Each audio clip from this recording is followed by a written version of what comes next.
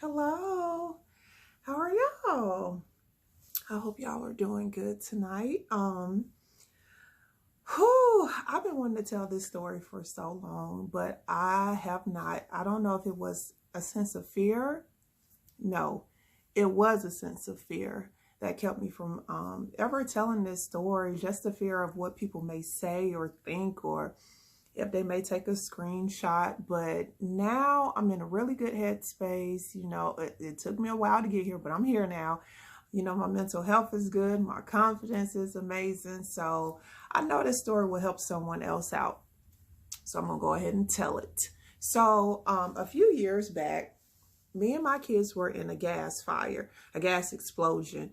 We were asleep in the middle of the night. It was a loud boom. And when the boom happened, it was fire coming out the walls, fire coming up from the floor, just flames coming from everywhere. And from that night, we went to the hospital. And the last thing I remember is riding in the Hemsey. And when I woke up 3 or 4 months later, my doctor put me into a medically induced coma. When I woke up 3 or 4 months later, I was in the hospital, and it still hadn't really dawned on me what exactly had happened. I kind of thought it just was a dream. I didn't even realize I was, in a coma for that long.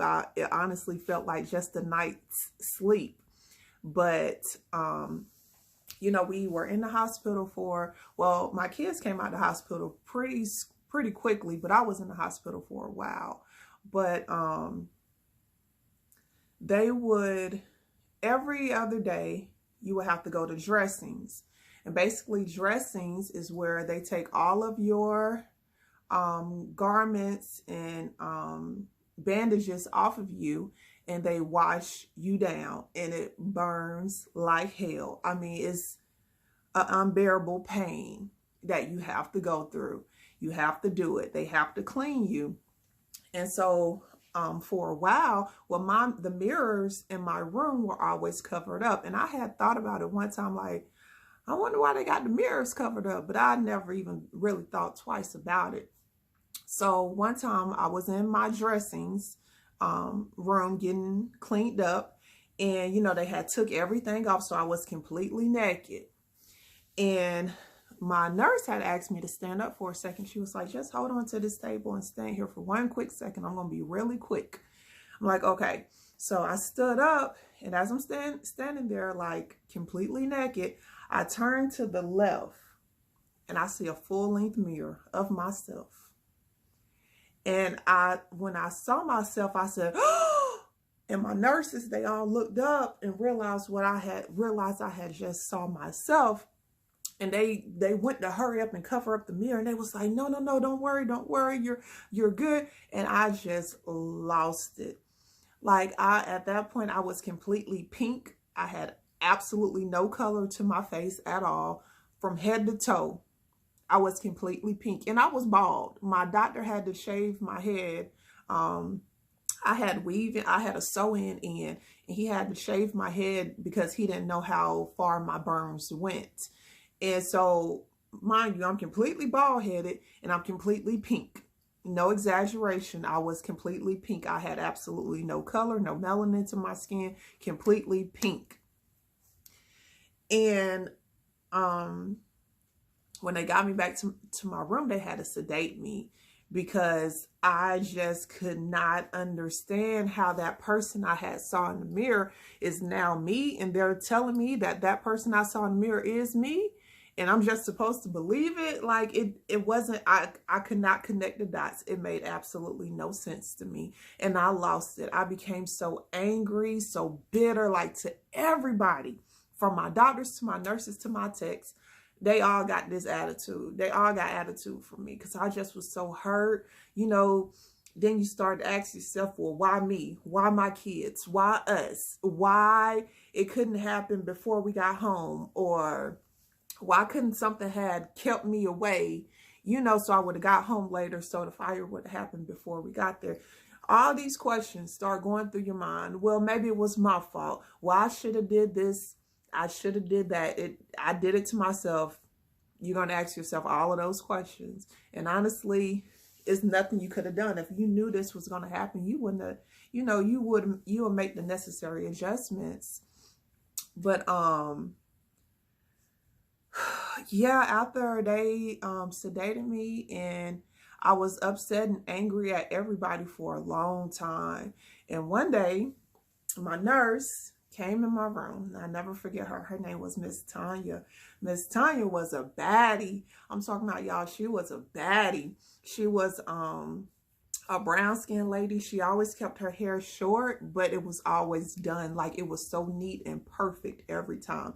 She had her little scrubs on. Like, she would come into work looking so cute. And she was my favorite nurse too. And she came in one day and she was like, well, come on, I'm going to take you somewhere. Now, if anybody else would have said, come on, I'm going to take you somewhere, I'm no, you're not. But Miss Tanya was like one of them people, like you know better than to say no to.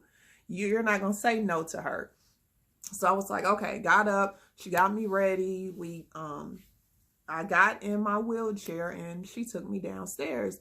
Now, this place she had took me downstairs, I had never been here before. I didn't even know this place existed. And so we get down there and she sits me like directly in the middle of the room. And she was like, now just take a look around. And I did. I looked, and she was like, everybody in here, accident was worse than yours. Right?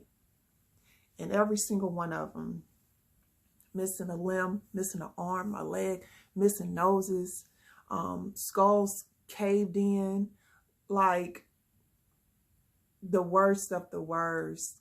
And they were all happy. Everybody was happy. Everybody was up, excited. Like, these people over here were playing ball and just laughing and smiling, and these people over here were playing a game and they were excited and happy. And I just kind of took that all in. And in that very moment, I said to myself, I would never fix my mouth to complain about any of my scars again. I never will. Because even though I may look different, my life was still spared. And my kids' life was still spared. Like, we're still here. We're still living. We just look a little different now, but we're still here. And that was always one of my prayers when my kids were younger.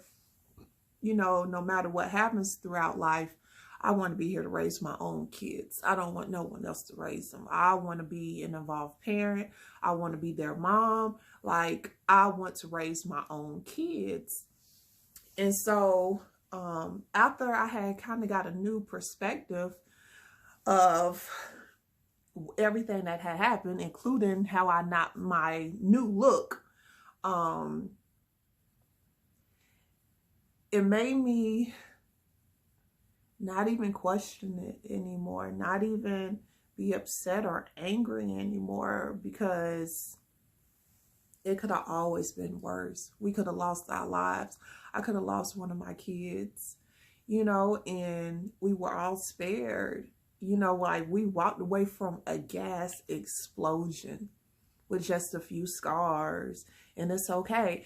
I received more. I think my percentage was about 45% of my body that was scarred. And so basically, I mean, you can't see it now, but I will make another video of so you can see all of my scars. But basically, this whole side of my body was burned. And so they took skin from this side of my body to put it on this side of my body. So all of my body has scars, either a donor site or my grafting site, but everything has scars except for my face. And my face, actually, I did get a burn on my face. I was wearing a weave. Like I said earlier, I was wearing a weave at the time, and it had melted down on this side of my face. And I remember, because I could not open this eye, and I was holding this lip. When the Hemsy pulled up, I was like this. And it's just, I mean, just really take a step back and ask yourself, You know, like, are you going to spend the rest of your life hating or despising yourself? Or are you going to be grateful that you were given a second chance and you just look a little different now? Because I hear it all the time. I hear this so much.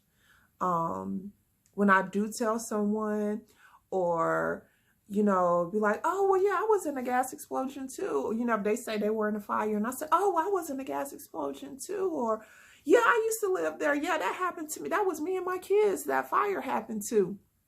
They always say, I never even noticed your scars. And today I am covered up because it's cold outside. But for the most part, you can usually see something. You can see my leg, or you can see my arm, or they may notice my pinky. At one point, all of my fingers were like this, and this arm was locked up.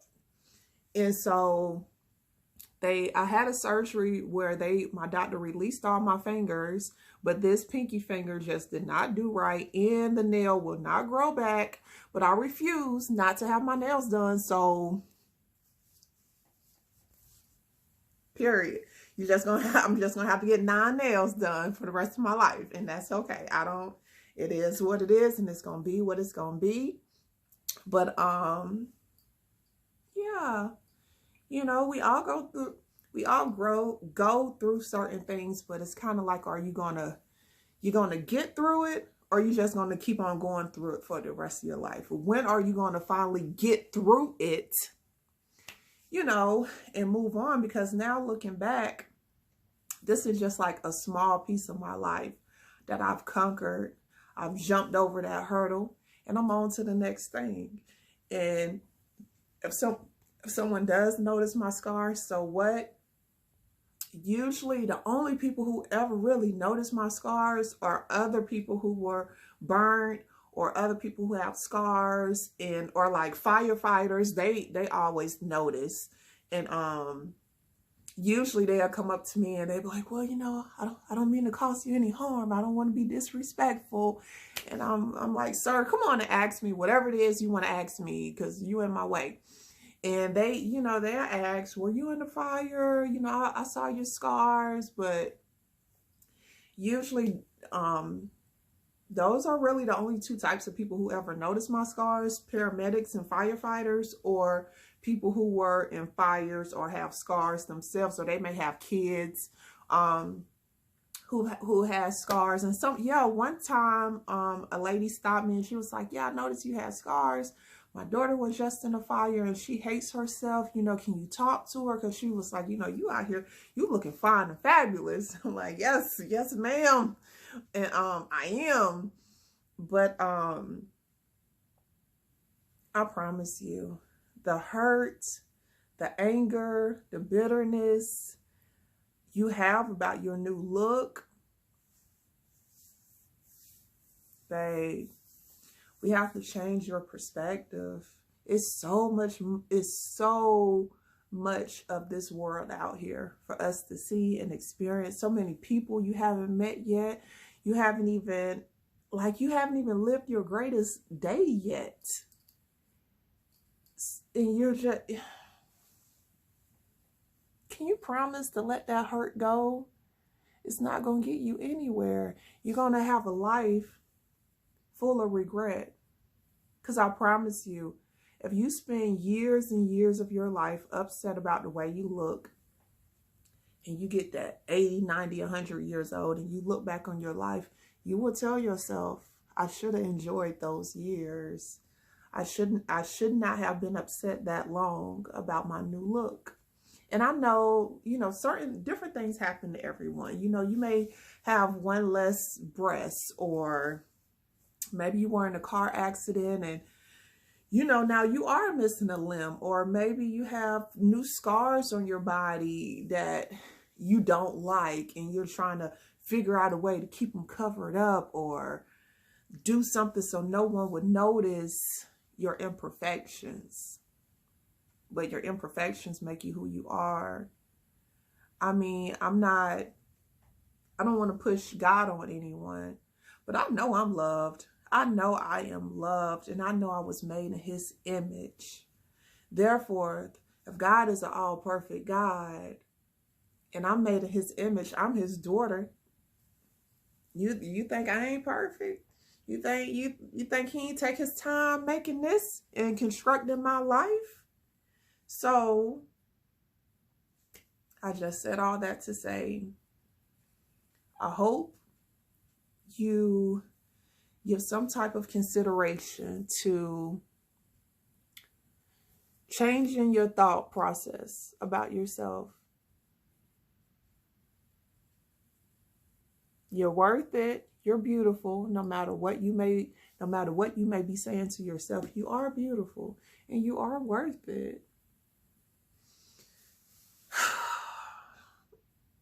You are. You're worth it.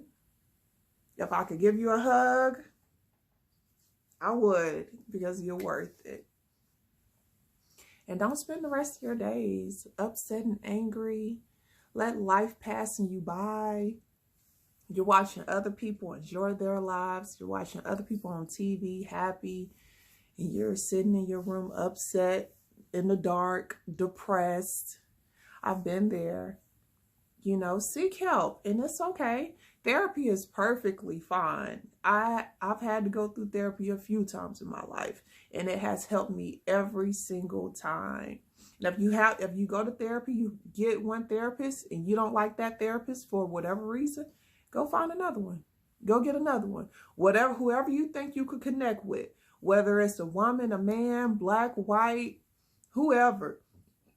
Call the receptionist and say, hey, I'm looking for this type of therapist. Does that type of person work there? No? Okay, well, thank you. Yes, they do? Okay, can I make an appointment with that person? And start there. You are your best priority.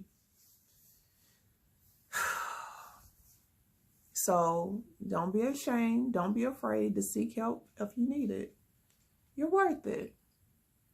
So I think that's it for me for right now. This is my first video. It took me a long time to make it, but sometimes you got to move when it feels right for you, and if it feels right for me now. So this is the first of many. I just want to have a community on YouTube where people feel safe to not only be themselves, but to have support. So, you know, like, you're not the only one. You're not the only one with scars. You're not the only one that's imperfect. You know, you're not the only one out there. There's tons of other people going through the same thing, or have already been through what you are going through, what you're going to get through. Because we're not going to keep on going through it. We're going to get through it and come out on the other side. Right? Right? Okay, right. Right. I'm going to hold you to it. So, like I said, this is the first of many. I just want to have a space where self-love and confidence and self-esteem is shown, you know, and you can get tips and find certain things you can do to boost your confidence or boost your self-esteem. And yeah, we're going to grow together. So thank you. And I'll see y'all soon.